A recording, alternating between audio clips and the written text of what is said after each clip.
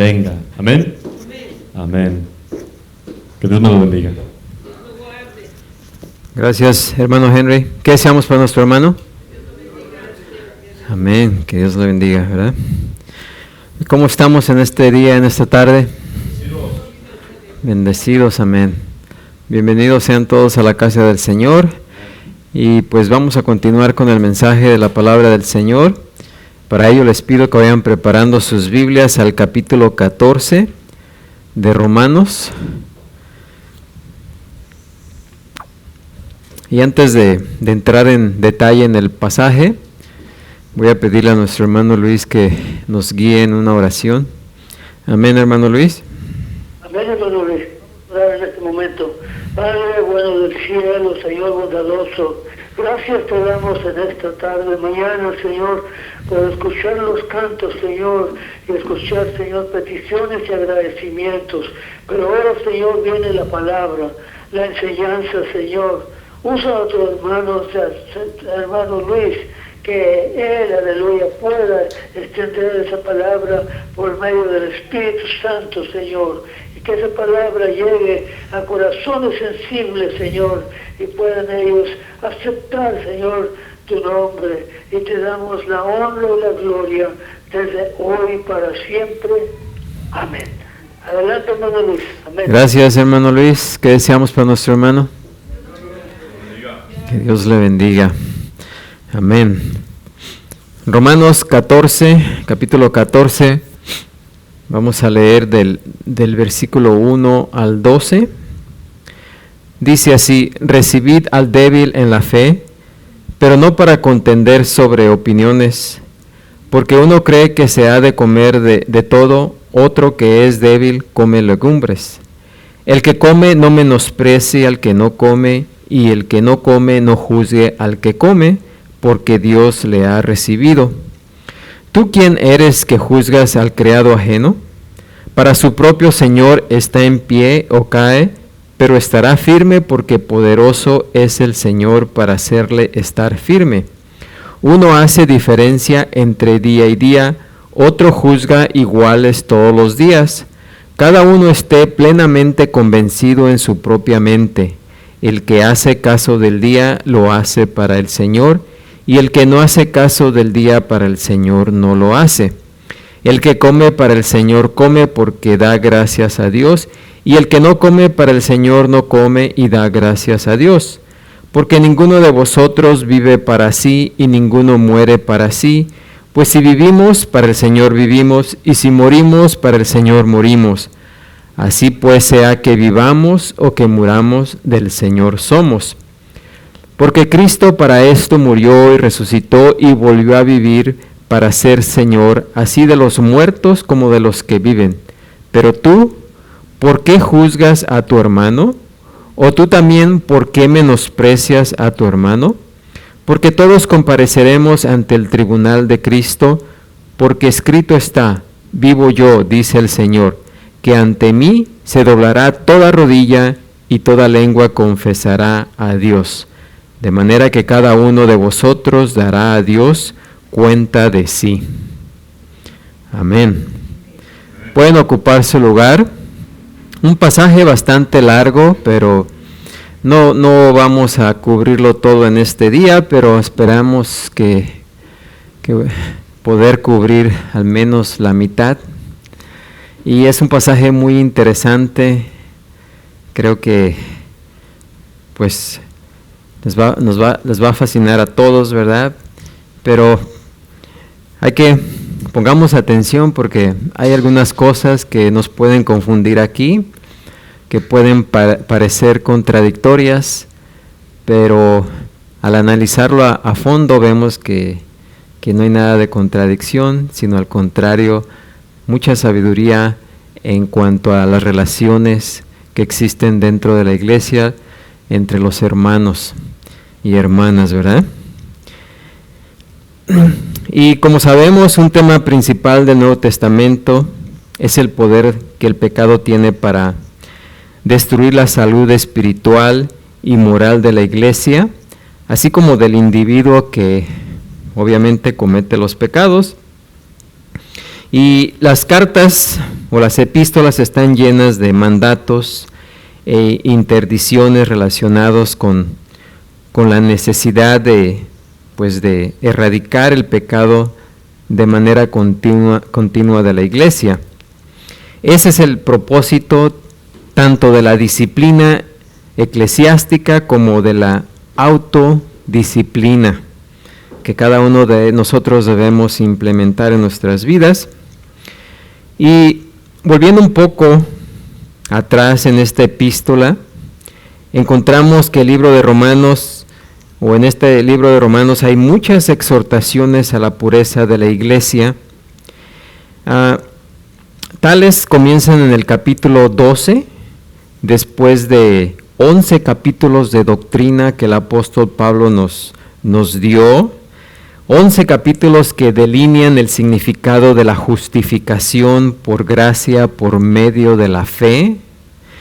Después de haber expuesto la importancia de la salvación, pues luego vienen las exhortaciones, los mandamientos, los deberes del creyente a partir del capítulo 12. Y es importante que notemos esa división o ese cambio, ¿verdad? Doctrina, y luego, ¿qué hacemos con la doctrina? Pues hay que ponerla a trabajar en nuestras vidas, hay que implementarla en nuestras vidas. Y el primero, como nos dice el apóstol Pablo en los primeros versículos del capítulo 12, es presentar nuestros cuerpos como sacrificio vivo, santo y agradable a Dios, lo cual es un acto de adoración espiritual, y pues no conformarnos a este mundo, y así sucesivamente. Primeramente tenemos que tener esa relación con Dios. Cada uno de nosotros comienza ahí con la relación con Dios.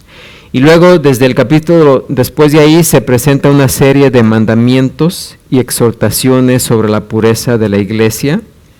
En primer lugar, como dije, nuestra relación con Dios. Luego, nuestra relación con los miembros del cuerpo en términos de ministerio, que son los versículos del 3 al 8, que ya vimos, todo esto ya lo hemos visto. Luego, nuestra relación con todos, que son los versículos del 9 al 21, en los cuales nos habla de amor, de bondad, comprensión, afecto, gozo, oración, compartir con los necesitados, no ser vengativos con quienes nos ofenden, bendecir a quienes nos persiguen e inclusive alimentar, dar de comer a aquellos que son nuestros enemigos. Y luego se resume en el versículo 21 todo esto, diciendo: no te dejes vencer por el mal, sino vence el mal con el bien. Y todas estas son exhortaciones para la pureza de la iglesia, para que la pureza de la iglesia se mantenga a medida que cada creyente individualmente se va purificando. Y pues eso toma que debemos examinar nuestros corazones y ser puros ante Dios en cuanto al ministerio, al cuerpo y en todas nuestras relaciones. Luego, como vimos en el capítulo 13, los primeros versículos del 1 al 7 hablan de la relación de la iglesia con el gobierno. Ya no es de los hermanos con los hermanos, ahora es con el gobierno. Tenemos que tener esa relación correcta con el gobierno. Y debemos tener una relación ejemplar que exalte a Cristo y glorifique a Dios con el gobierno, lo que significa simplemente que debemos someternos a las autoridades y pagar nuestros impuestos. Luego, a partir del versículo 8 de ese capítulo 13, pues vimos que la relación que debemos tener con nuestros vecinos, y esa es una relación de amor, ¿sí? No debemos tener ninguna deuda que no esté debidamente pagada. La única deuda que debemos y que nunca podremos pagar completamente, como vimos, es la deuda del amor. Y luego en el capítulo 13, en ese mismo capítulo 13, concluimos diciendo: cuán urgente es vivir una vida pura, cuán urgente es comprometernos a ser la persona, a ser la iglesia que nos acaba de describir aquí Pablo. Y debemos, en primer lugar, darnos cuenta de que el tiempo apremia. Nos dice el apóstol, la noche está avanzada, ¿sí? Debemos reflexionar sobre nuestra situación. Debemos comenzar a cambiar nuestro estilo de vida, si es necesario, desechando las obras de las tinieblas, como nos dice el versículo 12, abandonando el pecado y revistiéndonos de la armadura de la luz. Debemos caminar con integridad, no en fiestas, borracheras, inmoralidad, desvergüenza, discusiones, envidias y todo lo demás. En otras palabras, todo esto es lo que los capítulos 12 y 13 nos indican que es un llamado a la pureza de la iglesia, porque el pecado no es la respuesta adecuada a la justificación por gracia mediante la fe.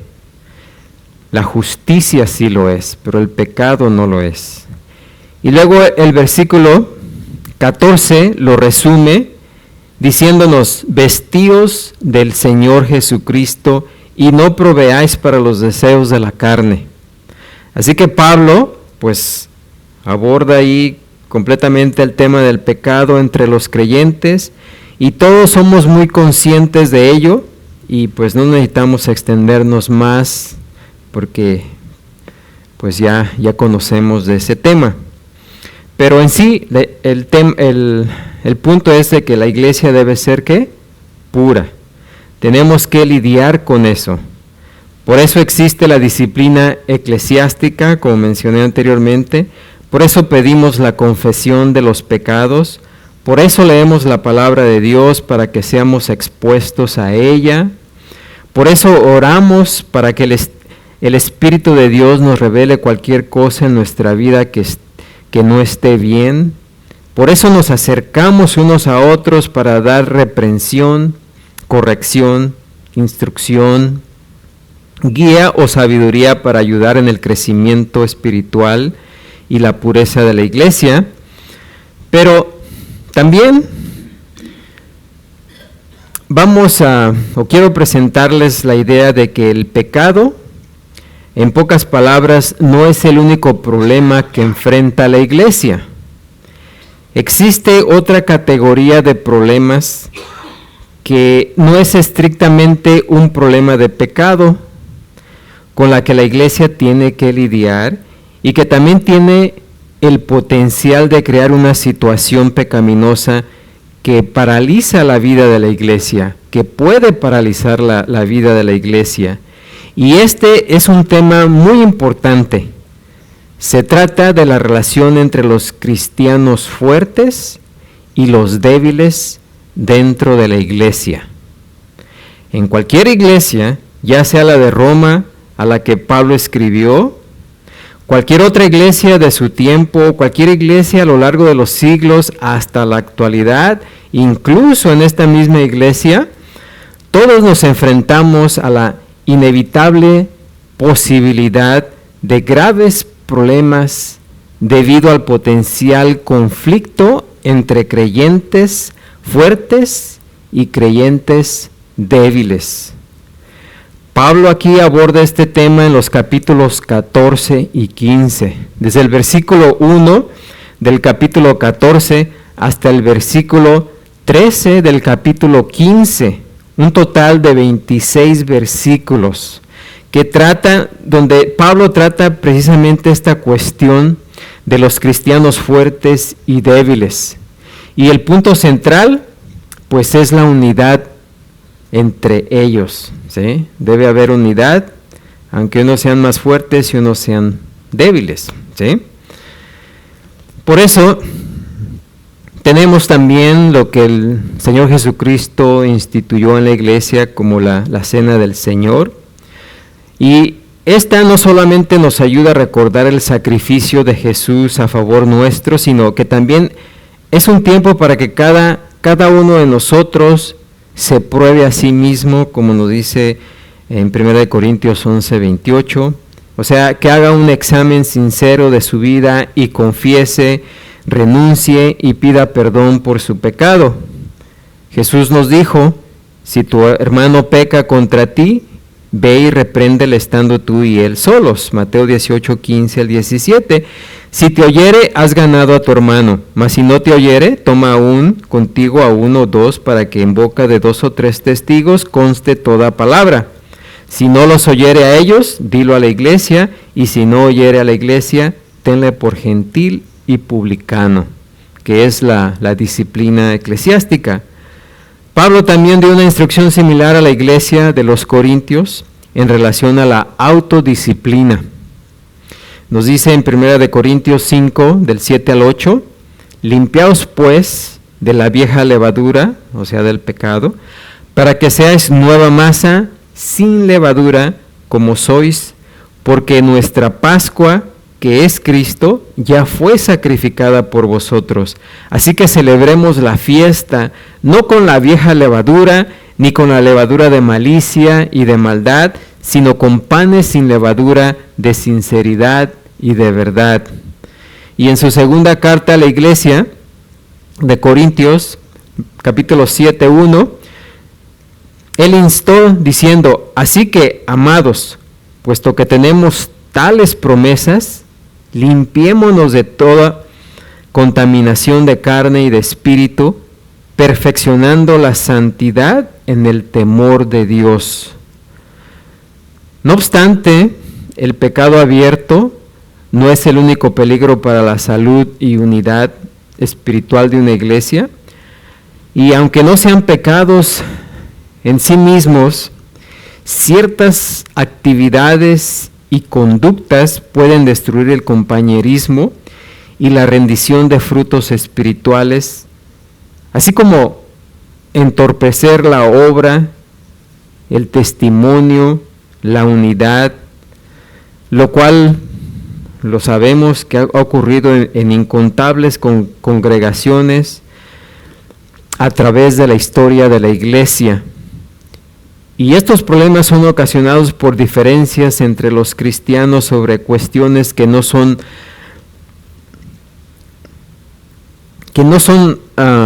prohibidas en la Escritura, ¿sí? Son cuestiones de preferencia personal o tal vez de tradición, ¿sí? Todos cuando venimos a la iglesia, cuando nos convertimos al Señor, traemos un costal lleno de cosas, ¿sí? Ya sea tradiciones, preferencias, opiniones, ¿verdad? Así que cuando imponemos esas cosas a otros de manera inevitable, van a generar cierta clase de confusión. Pueden crear antagonismo, pueden crear amargura, abuso de la conciencia y falta de armonía, ¿sí? Porque todos queremos tener que nuestra opinión sea la que vale, ¿sí? Como dicen por ahí, todos queremos que nuestros chicharrones truenen, ¿no? Así que, aún en iglesias pequeñas existen a menudo diferencias considerables en edad, por ejemplo, educación, madurez, personalidades. En la iglesia se encuentran toda clase de personalidades. Y también todos venimos de diferentes trasfondos culturales y religiosos. Es posible que algunos miembros provengan de una línea, o sean de una línea prolongada de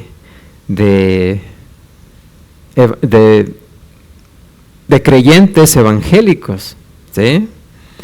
Algunas de esas familias pueden tener una herencia de legalismo estricto, mientras que otras tienen pues apertura y algunas libertades considerables.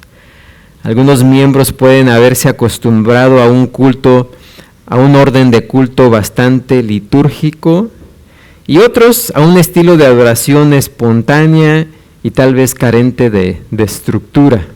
¿Sí? Ahí como nos salga, ¿verdad? y otros más estrictos, ¿no? El servicio debe de ser así, así, así, asá.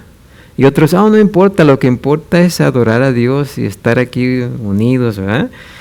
Ustedes me entienden, ¿verdad?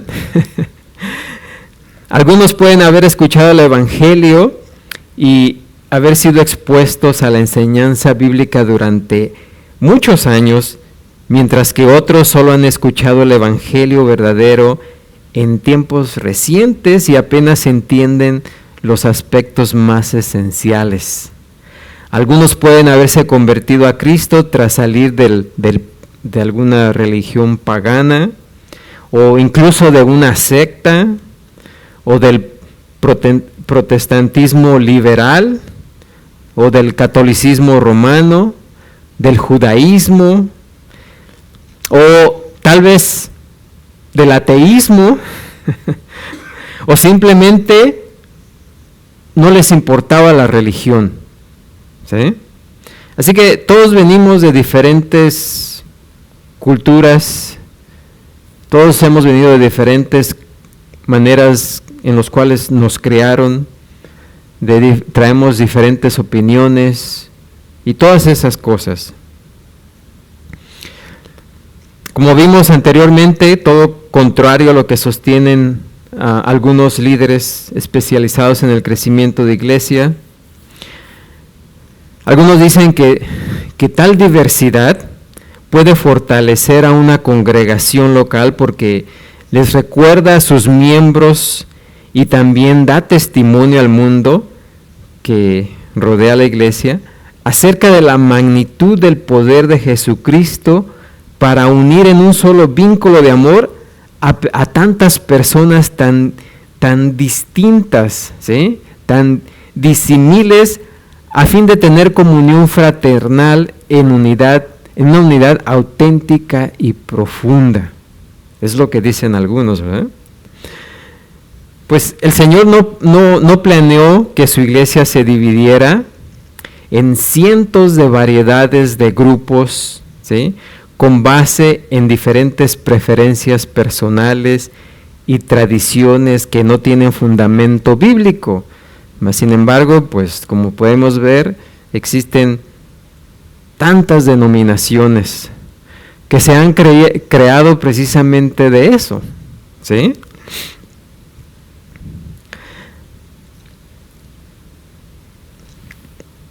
La diversidad dentro de una congregación puede fácilmente ser usada por la carne no redimida y por Satanás para provocar divisiones y discordia, inclusive llegar al odio y a la enemistad, ¿sí? Así que por eso es muy importante este pasaje, ¿sí? Y el interés de Pablo es que cada creyente tenga un deseo profundo de preservar la unidad del Espíritu en el vínculo de la paz, como nos dice en Efesios 4:3, y que estuviese revestido de amor, que es el vínculo perfecto, como lo menciona en Colosenses 3:14. Este no solamente es el deseo de Pablo, sino que es también el deseo del Señor, ya que Él lo expresó allá en Juan 13:34 al 35, hablándonos de este nuevo mandamiento, dice que os améis a otros como yo os he amado, que también os améis unos a otros.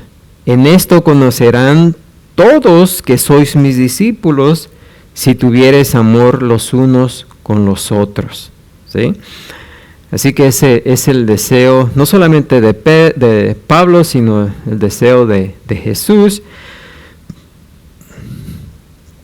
Y Jesús precisamente es el mismo deseo que él manifestó en su oración como sumo sacerdote delante de su Padre, en favor de quienes le pertenecen por la fe.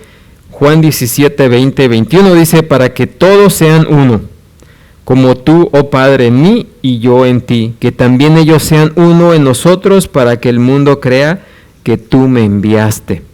¿Sí? Así que es el deseo de Jesús, de Dios, que todos seamos uno. Así como Jesús y el Padre son ¿qué? Uno, así seamos también nosotros uno en Él. Amén.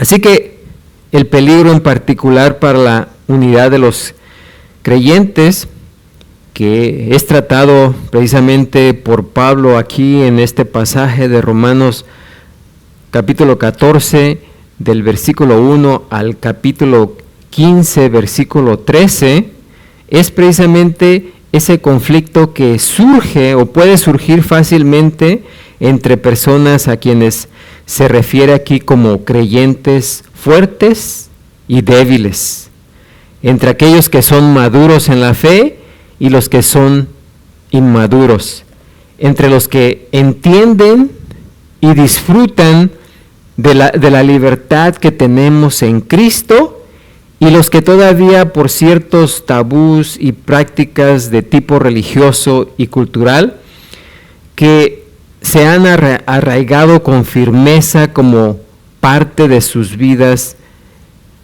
antes de venir a Cristo y que no se han podido deshacer de esas cosas. ¿Sí?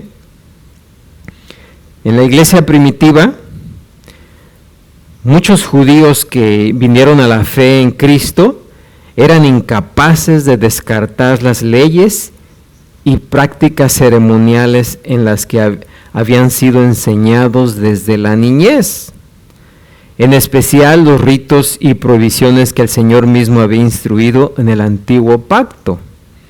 Y créanme que no solamente ellos, sino que hoy en día existen personas que no pueden descartar esas cosas del Antiguo Testamento, que siguen aferrados a lo que el Antiguo Testamento dice. ¿Sí? Por ejemplo, ellos aún se sentían en la obligación de cumplir las leyes mosaicas sobre la dieta, hacer observación estricta de días de reposo e incluso ofrecer sacrificios en el templo porque eran cosas que habían sido dadas por Dios. Yo he hablado con personas que me dicen eso, pero Dios dio esas instrucciones y si Dios las dio, pues tenemos que seguirlas. ¿Sí? Hay personas hasta el día de hoy que no comprenden que varias de esas instrucciones y mandamientos fueron dados al pueblo de Israel, pero no han sido dadas a la iglesia. Y aún así, porque así fueron enseñados, porque así fueron, tal vez crecieron en alguna, en esa clase de instrucción y no pueden abandonarlas, ¿sí? No pueden dejarlas. Pues eso es lo que sucedía con algunos judíos en Roma.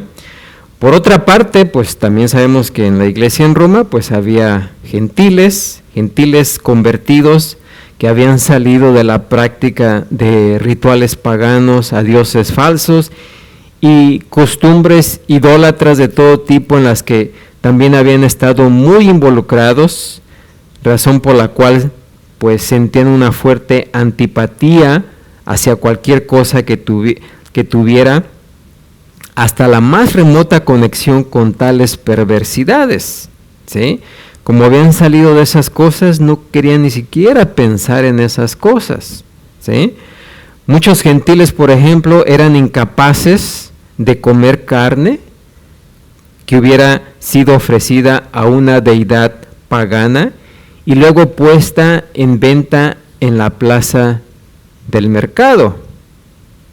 Y como se acuerdan, también estamos viendo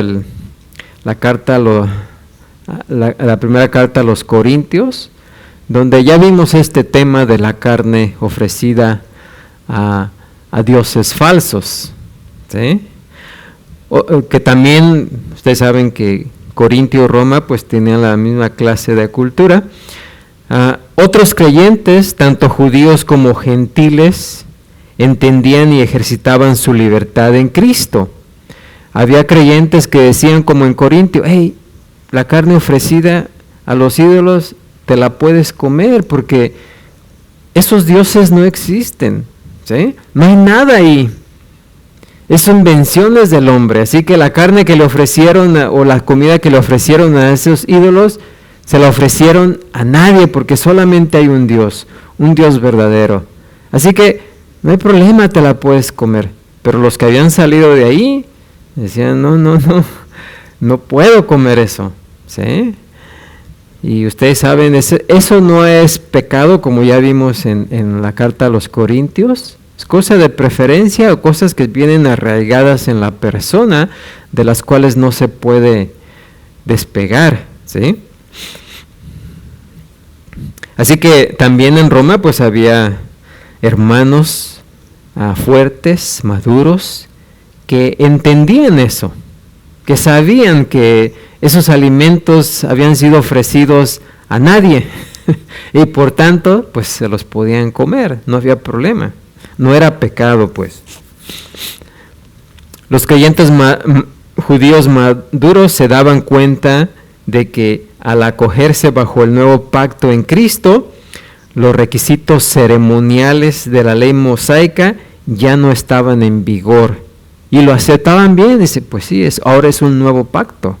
El antiguo pacto, como su nombre dice, lo que es antiguo, pues pasó a la antigüedad. Lo que es nuevo es lo que está en la actualidad. Y entendían completamente eso y podían expresar su libertad en Cristo, mientras que otros no se podían despegar de eso, ¿sí? Los creyentes gentiles maduros entendían que la idolatría era una maldad espiritual sin efecto alguno en las cosas físicas, como la carne comestible que pudiera haber sido utilizada en algún culto idólatra. Aquellos que todavía tenían en sus vidas una fuerte influencia favorable o desfavorable de sus antiguas creencias y prácticas religiosas, pues esos son los que eran considerados o son considerados débiles en la fe porque no entendían su libertad en Cristo, ¿sí? Por otro lado, pues quienes son fuertes con mucha frecuencia se ven enfrentados a la tentación de empujar su libertad en Cristo hasta el límite y de vivir en el borde extremo de la sensatez moral para ver qué tan lejos pueden llegar sin incurrir en actos pecaminosos como tales. Los que son débiles también están tentados en la dirección opuesta. Tienen tanto temor de cometer alguna ofensa de tipo religioso que se rodean con un sinnúmero de restricciones que se imponen a sí mismos, ¿sí? Tienen tanto miedo de pecar que ellos mismos se ponen ciertas restricciones, ¿sí? Y el creyente que ha sido liberado es tentado, el fuerte es tentado a ver a esa persona con menosprecio, ¿sí? A su hermano le dice, ese hermano legalista, como una persona demasiado rígida y restringida como para ser útil para el Señor. Dice, con tantas restricciones, ¿cómo le va a poder ser útil al Señor? Si tiene tanto miedo de hacer cualquier cosa por temor a pecar, pues al final termina no haciendo nada por temor, ¿sí? Y el legalista, por otra parte, o sea, el débil también, es tentado a pensar que ese hermano liberado es demasiado independiente e indisciplinado como para servir a Cristo, ¿sí? Con alguna eficacia. Y como podemos ver ahí, pues ahí se levanta rápidamente la disensión, la desunión, ¿sí? Porque cada uno de ellos se queja del otro, ¿sí? Y menosprecia al otro, terminan despreciándose unos a otros. Así que en este pasaje de Romanos 14 del 1 al 12, el apóstol habla no solamente a los fuertes, sino también a los débiles, a ambos tipos de creyentes y actitudes. Pero su primera instrucción está dirigida, como vamos a ver, a los creyentes fuertes, por esa misma razón de que son más fuertes en la fe. De los dos grupos, ellos están mejor equipados tanto para entender como para ser comprensivos. Por ende, el apóstol les dice: recibid al débil en la fe. ¿Sí? Recibid al débil en la fe. La palabra recibid es un verbo compuesto en griego de la palabra proslavan,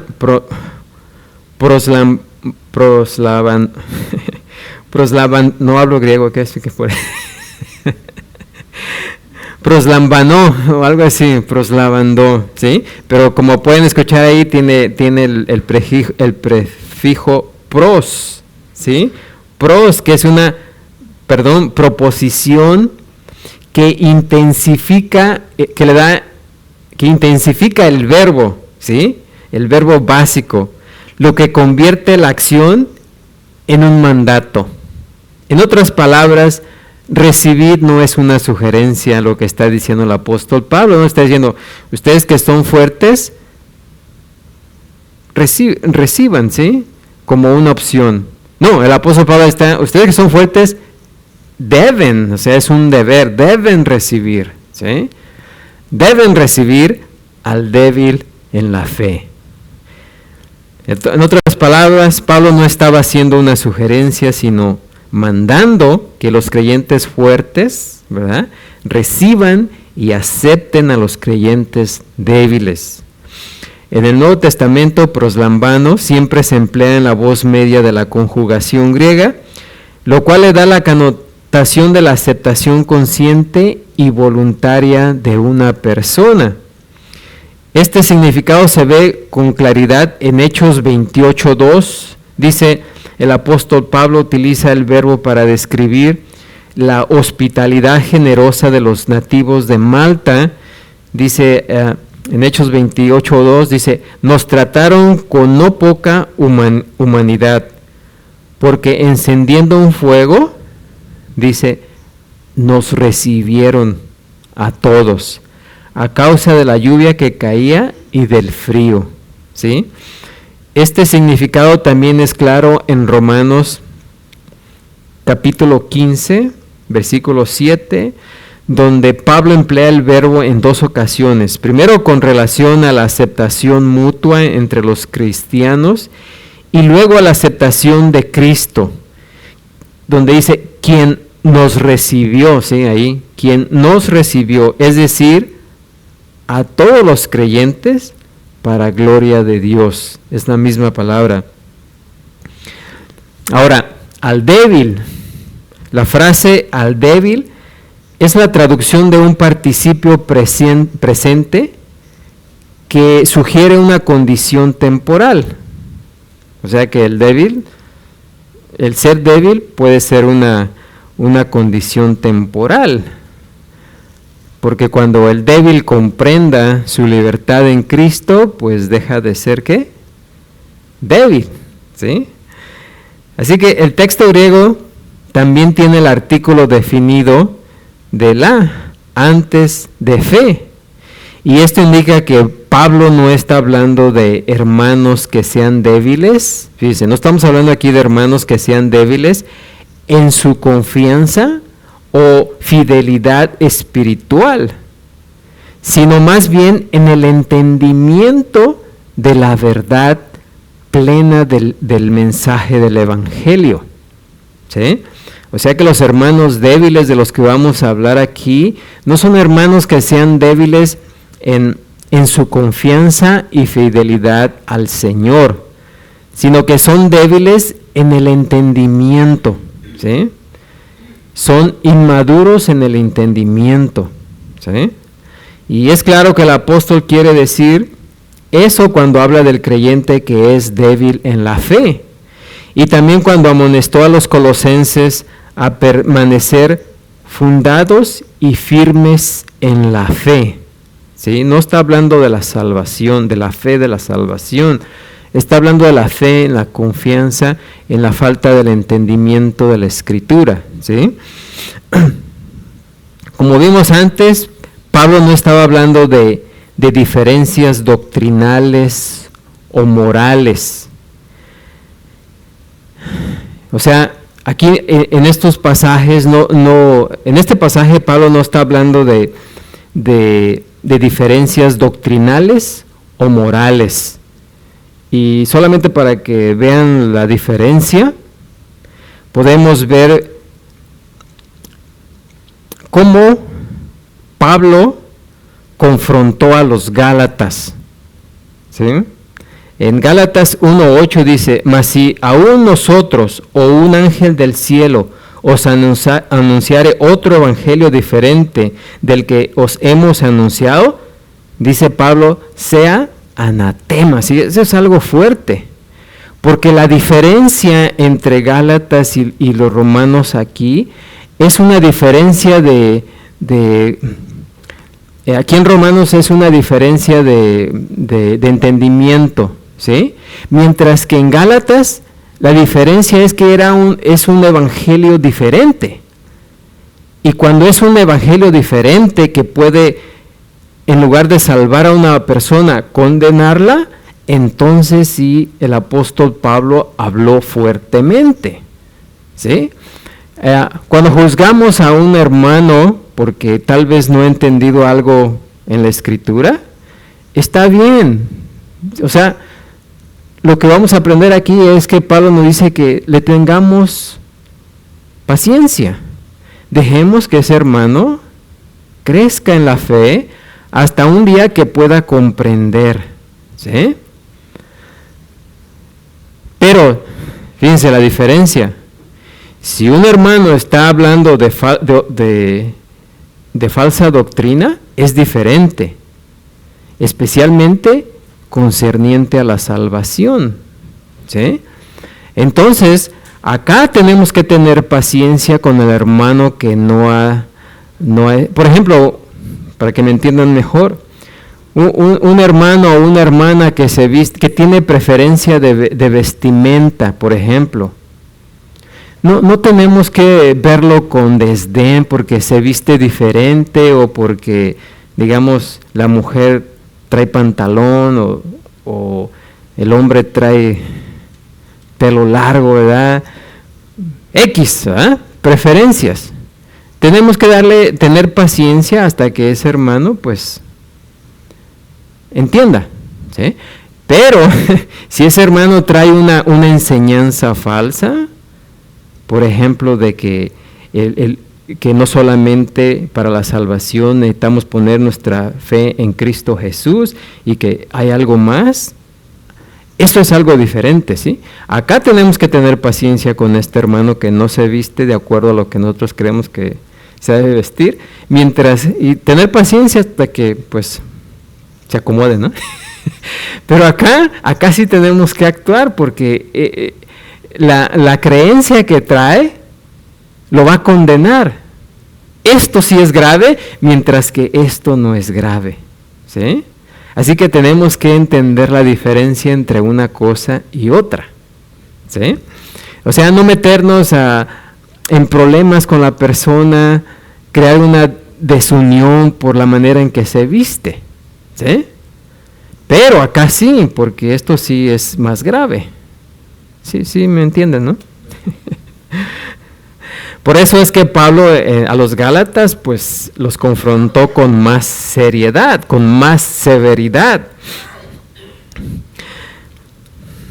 Así que cuando el apóstol Pablo dice débil en la fe, el apóstol no se estaba refiriendo a los judaizantes, ¿sí? Una cosa son los judaizantes, porque los judaizantes eran aquellos judíos que se habían infiltrado en la iglesia para insistir en que un gentil no podía venir a Cristo sin estar circuncidado y que los creyentes, tanto judíos como gentiles, debían observar la ley mosaica. ¿Sí?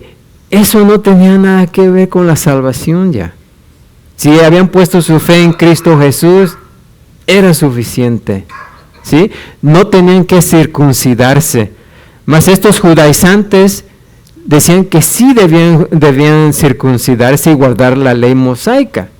¿Sí? Eso sí era para reprender. ¿Sí? Lo otro es para tener paciencia. O sea, estaba hablando de creyentes judíos o gentiles que fueran débiles en su entendimiento de y la manera de vivir su fe verdadera en Cristo. ¿Sí? A eso se refiere a los débiles en la fe. Los que son débiles en su entendimiento de y la manera de vivir su fe en Cristo Jesús. ¿Sí? Pero si un hermano cree que hay otra manera de salvarse, a eso sí es grave. ¿Sí? Y ahí sí hay que enfrentar eso. ¿Sí? Así que tales creyentes deben ser recibidos y aceptados en plenitud de amor por aquellos que son maduros en su vida espiritual. ¿Sí? Por eso a esos hay que recibir, ¿sí?, a los que son débiles en la fe. Y no es que la libertad del creyente en Cristo nunca deba discutirse con cristianos que aún se encuentran bajo el yugo de alguna compulsión o restricción religiosa, sino que esa discusión nunca debe hacerse para, dice aquí, para contender y emitir juicios sobre opiniones incoherentes pero sinceras. O sea, no debemos de pelearnos con aquellos o entrar en discusiones calurosas con aquellos que todavía no han entendido cómo vivir su fe, pero que aman al Señor y que saben que han sido salvados, que su salvación viene únicamente de haber puesto su fe en Cristo Jesús. ¿Sí? Una de las advertencias más graves que Jesús hizo estuvo dirigida en contra de cualquiera que se atreviera a hacer tropezar a alguno de estos pequeños, dice, hacer tropezar a algunos de estos pequeños que creen en mí. El Señor dijo, allá en Mateo 18, 6 y 7, mejor le fuera que se colgase al cuello una piedra de molino de asno y que se le hundiese en lo profundo del mar. ¿Sí? Ay del mundo por los tropiezos, porque es necesario que vengan tropiezos, pero ay de aquel hombre por quien viene el tropiezo. O sea, sabemos que el mundo nos va a criticar, y pues eso ya está consabido y tenemos que aguantar eso, ¿no? Pero de que alguien, siendo creyente, haga tropezar a otro creyente, que es un bebé en la fe, dice Jesús, mejor le fuera que se le pusieran una rueda de molino en el cuello y lo aventaran al mar, ¿no? O sea, es algo grave, ¿sí? Pero los tropiezos que vienen del mundo, pues, esos ya sabemos que van a venir, ¿sí? Lo peor es cuando vienen de los propios hermanos.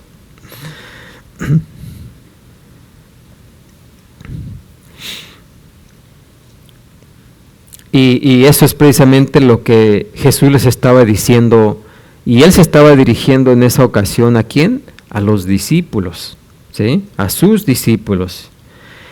Y es posible que solamente a los 12, o sea, a sus apóstoles. En el versículo 14 de ese mismo capítulo, Él llama a sus oyentes, hijos, ¿verdad?, de vuestro Padre que están en los cielos. Y en los siguientes versículos del 15 al 17, es evidente que Él habla acerca de la disciplina eclesiástica y da instrucciones sobre la manera de tratar con un hermano, es decir, un hermano creyente que peca, que es lo que tenemos que hacer, ¿sí? Así que el Señor estaba hablando acerca de cristianos genuinos cuando dice en los versículos intermedios ahí en Mateo 18 del 8 al 10, por tanto, si tu mano o tu pie te es ocasión de caer, córtalo y échalo de ti.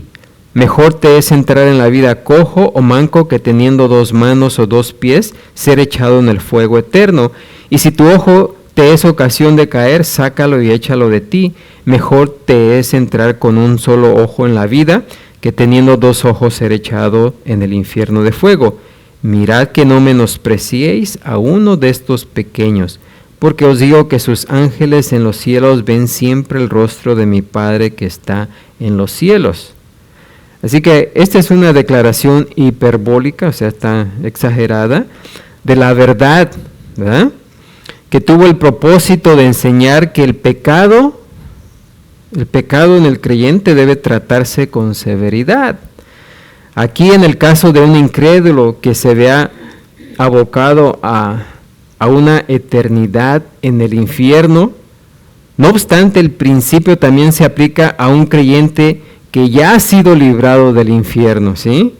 El pecado es serio y resulta imperioso, ¿sí?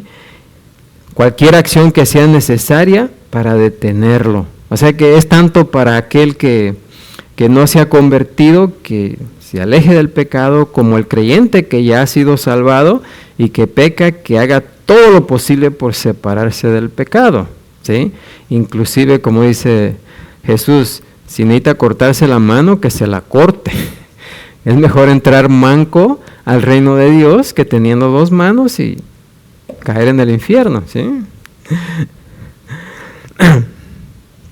Y también Pablo advirtió a las iglesias en Galacia, las cuales habían experimentado grandes sinsabores a causa de los judaizantes legalistas, allá en el capítulo 5, 13 al 15, y dice, porque vosotros, hermanos, a libertad fuiste llamados, solamente que no uséis la libertad como ocasión para la carne, sino servíos por amor los unos a los otros, porque toda la ley en esta sola palabra se cumple: amarás a tu prójimo como a ti mismo. Pero si os mordéis y os coméis unos a otros, mirad que también no os consumáis unos a otros, ¿sí? Porque eso es precisamente lo que puede suceder en una... Ustedes saben, el trato con las personas, las relaciones son relaciones complicadas. Como humanos somos seres complicados. Somos bastante complicados, tenemos diferentes personalidades, pero en amor, ¿verdad? Los más fuertes deben tener paciencia con los más débiles. Y es precisamente el mensaje aquí de Pablo. El apóstol también le recordó a los ancianos de Éfeso en Hechos 20:35, dice, en todo os he enseñado que trabajando así se debe ayudar a los necesitados y recordar las palabras del Señor Jesús que dijo, más bienaventurado es dar que recibir. Así que a creyentes maduros en las iglesias de Galacia dio una admonición y una advertencia. La admonición fue en Gálatas 6:1, hermanos, si alguno fuere sorprendido en alguna falta, que dice, vosotros que sois espirituales, aquí los espirituales son los fuertes en la fe, restauradle con espíritu de ¿qué? Mansedumbre, ¿sí? O sea, si alguien peca, los hermanos maduros deben buscar ante todo la restitución de ese hermano, ¿sí? Pero hacerlo con amor, ¿sí? Y la advertencia esa fue la admonición, la advertencia fue, considerándote a ti mismo, no sea que tú también seas tentado. O sea, hoy tú vas a ayudar a tu hermano, mañana puede ser tú, porque todos estamos expuestos a pecar, ¿sí? Así que considérate tú también, ¿sí? No creas que, el hermano, mire, ¿quién se le ocurre hacer eso? Yo nunca haría eso. No digas eso porque vas a estar haciendo una vez. ¿Sí? Así que aquellos que son fuertes en el presente no son invulnerables a actitudes que pueden hacerles débiles. ¿Sí? En palabras un poco diferentes, Pablo dio el mismo consejo a los creyentes corintios, allá en 1 Corintios 10:12, dice, así que el que piensa estar firme, mire que no caiga. ¿Sí? ¿Por qué? Por lo mismo, todos estamos propensos a caer. Así que cualquiera que sea nuestra fortaleza espiritual, cualquiera que sea, no viene de nosotros. ¿De quién viene? Viene del Señor. Y solamente podemos mantenerla en Él. Cuando nos volvemos orgullosos y satisfechos con nosotros mismos, el Señor puede tener a bien quitarnos en parte su fortaleza y bendición con el propósito de recordarnos cuán débiles somos todos los creyentes en nosotros mismos. ¿Sí? Así que por esa razón no debemos decir, oh, yo soy fuerte. A mí nada, ni el viento me hace algo.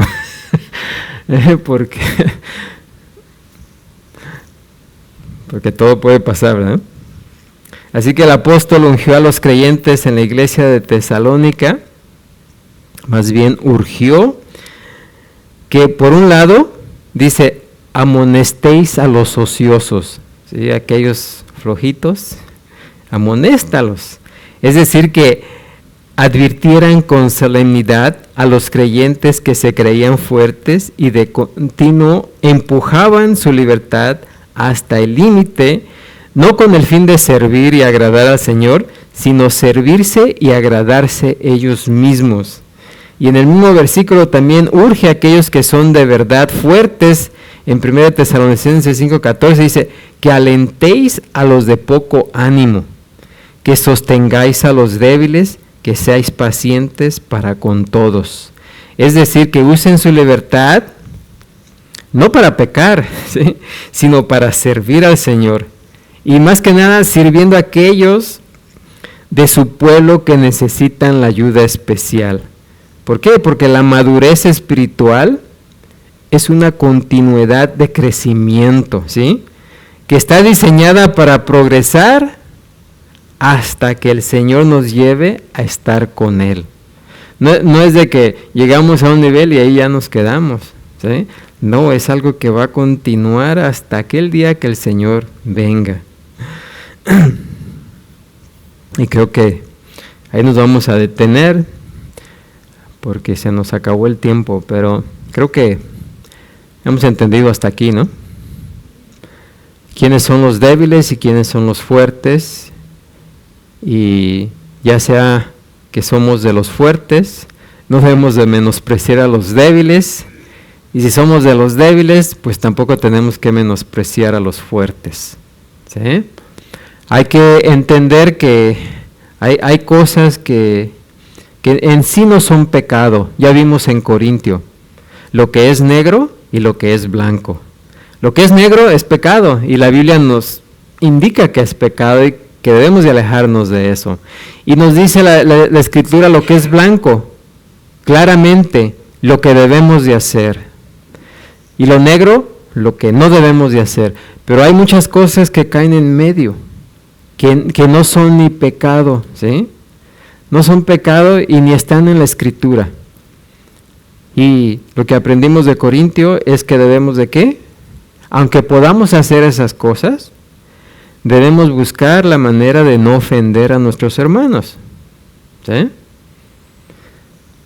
Aunque haciéndolo no estoy pecando, pero si al hacerlo ofendo a un hermano, entonces debo abstenerme de no hacerlo, por no ofender a mi hermano. ¿Amén?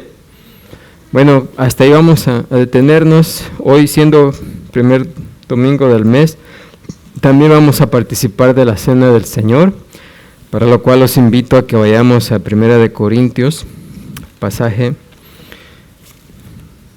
donde el Señor Jesucristo reveló precisamente ese gran mandamiento o ordenanza, mejor dicho, que el Señor dejó a su iglesia y como vimos hace un rato, o escuchamos hace un rato, tiene su propósito, y el propósito de la Cena del Señor es precisamente eso, que recordemos de dónde venimos, cómo fuimos salvados, amén, y también que debemos examinar nuestros corazones, confesar nuestros pecados, amén. Así que vamos a leerlo rápidamente. Dice, versículo 23 en adelante: porque yo recibí del Señor lo que también os he enseñado, que el Señor Jesús, la noche que fue entregado, tomó pan y habiendo dado gracias, lo partió y dijo: tomad, comed, esto es mi cuerpo que por vosotros es partido, haced esto en memoria de mí. Asimismo tomó también la copa después de haber cenado, diciendo: esta copa es el nuevo pacto en mi sangre, haced esto todas las veces que la bebieres en memoria de mí. Así pues, todas las veces que comieres este pan y bebieres esta copa, la muerte del Señor anunciáis hasta que Él venga. De manera que cualquiera que comiera este pan o bebiera esta copa del Señor indignamente será culpado del cuerpo y de la sangre del Señor. Por tanto, pruébese cada uno a sí mismo y coma así del pan y beba de la copa.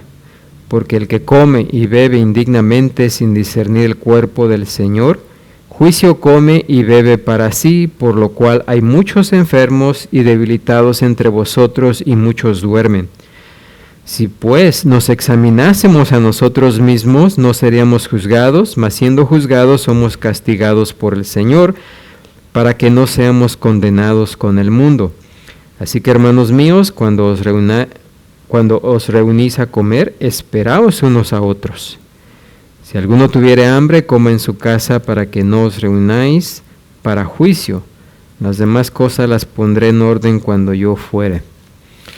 Así que aquí tenemos lo que el apóstol Pablo recibió acerca de la ordenanza de la Cena del Señor. Y ya mencioné hace rato el propósito de la Cena del Señor.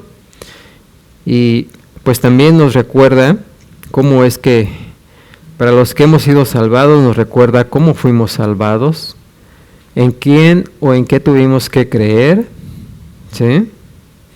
Y para los que no han sido salvados, pues es una enseñanza, una explicación del Evangelio, de cómo pueden también ser salvos. Amén.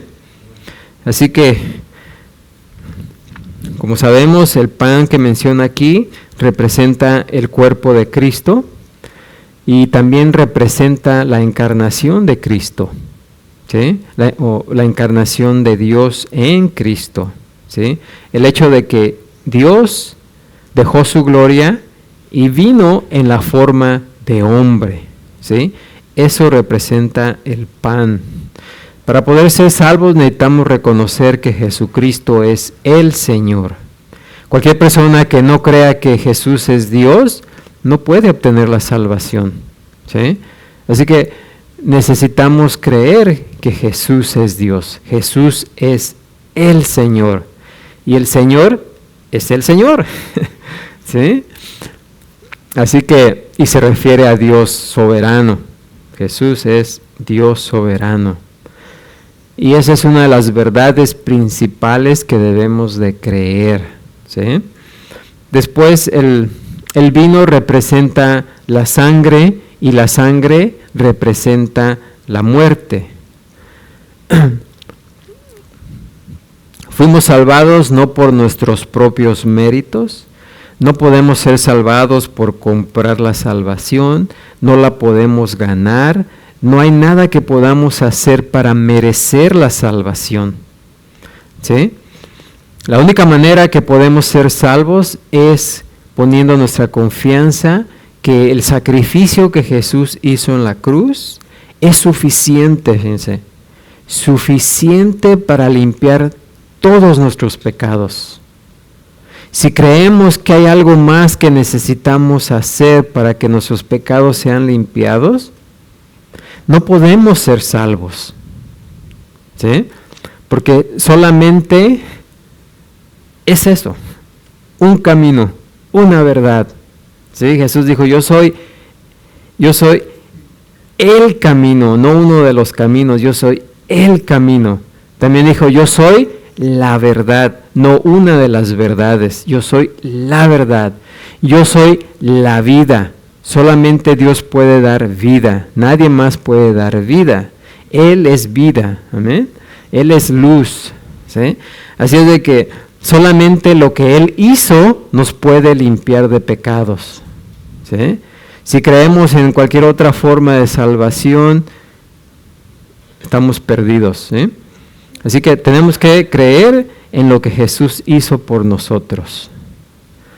Así que eso es lo que representa el vino.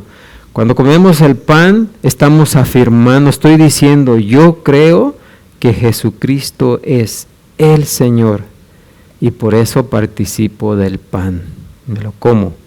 No lo estoy probando, sino que sé que es bueno para mí, me lo como. Y el vino representa ese sacrificio que Jesús hizo en la cruz. No lo estoy probando, a ver si funciona, ¿sí? No, porque confío, me lo tomo. Amén. Lo hago, ambas cosas, ambas verdades, las hago parte de mi ser. Amén.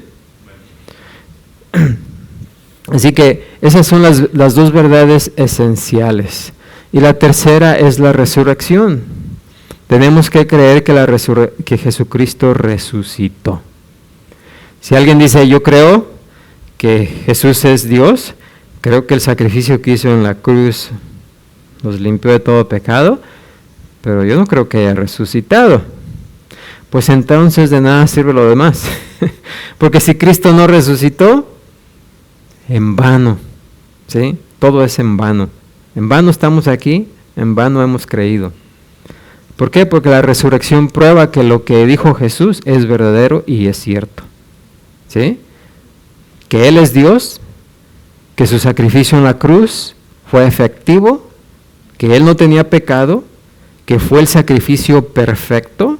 En el Antiguo Testamento los animales que se requerían para el sacrificio tenían que ser sin mancha, no enfermos, no quebrados, sin ningún defecto. Tenían que ser, ¿qué? Perfectos. Así que el sacrificio que iba a limpiar a todo ser humano de pecado tenía que ser, ¿qué? Perfecto. La resurrección probó que Jesús fue y es perfecto, que no había pecado en Él. Por eso la muerte no lo pudo detener. Amén. Así que por eso es importante. Esas tres verdades necesitamos que sean parte de nuestro ser, parte de nuestra vida. Amén. Sin esas verdades no podemos ser salvos. No importa lo que opine la gente, la verdad es lo que dice la Escritura y es la verdad que nos salva. Amén. Así que la otra cosa que nos pide aquí el apóstol es que hagamos esto dignamente, ¿sí? Que sepamos qué es lo que estamos haciendo y por eso es la explicación de qué hacemos cuando tomamos, no nomás qué es lo que está sucediendo o por qué comemos el pan, qué es lo que estamos haciendo al tomar el vino, ¿sí? Eso es que hagamos las cosas dignamente, sabiendo lo que estamos haciendo, no por religión, no por ¿cómo se dice? Costumbre, sino que sea algo que está vívido y latente, ¿sí? Que es verdad, que es cierto y que lo estamos haciendo consabidos. Amén. O sea, sabemos lo que estamos haciendo, sabemos lo que significa, lo que está sucediendo. Amén. Y también pues nos sirve para que nos examinemos, tomemos un tiempo para examinarnos a nosotros mismos. ¿Para qué? Para no ser, ¿qué? Condenados con el mundo, dice. ¿Sí? Podemos ser castigados por el Señor, claro, es la disciplina. Y todo padre que ama a sus hijos, ¿los qué? Disciplina, ¿sí? Así que eso no es nada malo, al contrario, nos sirve, nos ayuda para ir en el camino, ¿verdad? Mantenernos en el camino correcto, amén. Así que es para tomar un tiempo y reflexionar. Así que, pues, eso es lo que, las indicaciones que Pablo nos da ahí, lo que representa la cena del Señor, y claro, también en sí representa las bodas del Cordero, ¿sí? Cuando el novio y la novia se unen en el reino de Dios y celebremos, ¿qué? Las bodas del Cordero, que es la unión del novio, que es Cristo, y la novia, que es ¿quién? La iglesia. Y la iglesia son todos, ¿qué? Los creyentes. Y entonces Él va a servirnos en la mesa, ¿sí? Es una anticipación de lo que viene, de esa fiesta tremenda que va a suceder cuando Cristo venga por su iglesia. Amén. Cuando el novio regrese por la novia. Amén. Maravilloso, ¿no? Bueno, pues ahí vamos a detenernos y vamos a ponernos de pie. Vamos a orar por los elementos y participar de la cena, de la mesa del Señor. Padre Santo, Señor Todopoderoso, gracias te damos, Señor, por estos elementos, el pan que representa tu cuerpo encarnado, Señor, el hecho de que dejaste tu gloria para venir y ser como uno de nosotros, Señor, y nosotros hemos creído esa verdad, que tú